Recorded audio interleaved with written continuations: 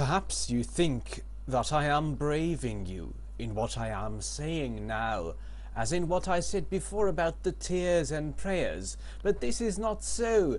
I speak rather because I am convinced that I never intentionally wronged anyone. Some more light.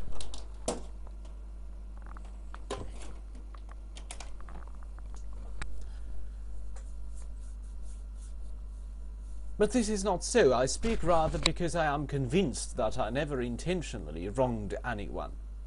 Although I cannot convince you, the time has been too short. If there were a law at Athens, as there is in other cities, that a capital cause should not be decided in one day, then I believe that I should have convinced you. But I cannot in a moment refute great slanders. And as I am convinced that I never wronged another, I will assuredly not wrong myself. I will not say of myself that I deserve any evil or propose any penalty. Why should I? Because I am afraid of the penalty of death which Meletus proposes? When I do not know whether death is a good or an evil, why should I propose a penalty which would certainly be an evil? Shall I say imprisonment? And why should I live in prison and be the slave of the magistrates of the year of the 11? Or shall the penalty be a fine and imprisonment until the fine is paid? There is the same objection. I should have to lie in prison for money I have none and cannot pay.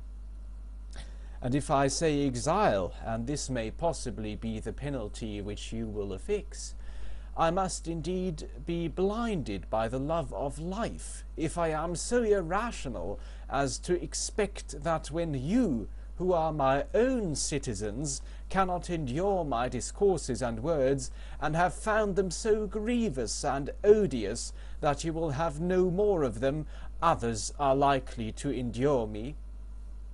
No, indeed, men of Athens, that is not very likely. And what a life should I lead at my age, wandering from city to city, ever changing my place of exile, and always being driven out.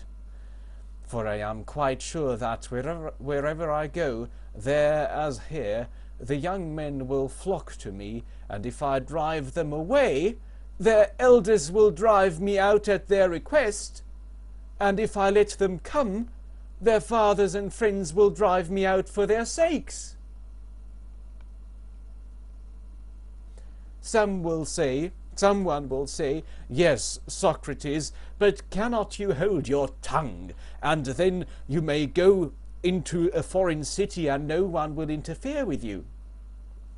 No, I have great difficulty in making you understand my answer to this, for if I tell you that to do as you say would be a disobedience to the god, and therefore that I cannot hold my tongue, then you will not believe that I am serious.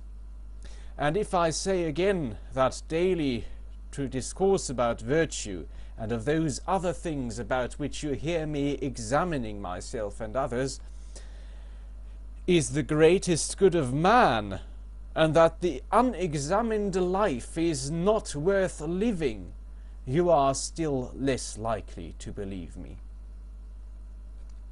Yet I say what is true, although a thing of which it is hard for me to persuade you. Also, I have never been accustomed to think that I deserve to suffer any harm. Had I money, I might have estimated the offence at what I was able to pay, and not have been much the worse, but I have none, and therefore I must ask you to proportion the fine to my means. Well, perhaps I could afford a minor, yes, and therefore I propose that penalty. Plato, Crito, Critobulus, and Apollodorus, my friends here, bid me say 30 minae, and they will be the sureties. Let 30 minae be the penalty, for which sum they will be ample security to you. Thank you. Now there are 3 dots again, and surprise, surprise,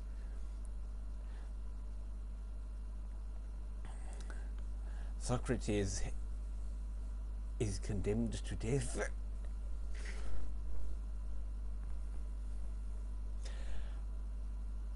Not much time will be gained, O Athenians, in return for the evil name which you will get from the detractors of the city, who will say that you killed Socrates, a wise man, for they will call me wise, even although I am not wise.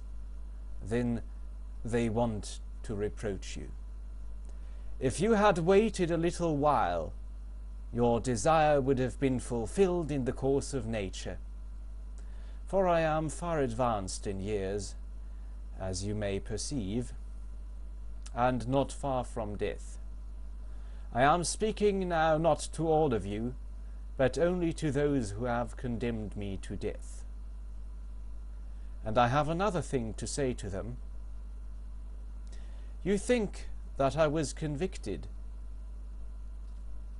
because I had no words of the sort which would have procured my acquittal.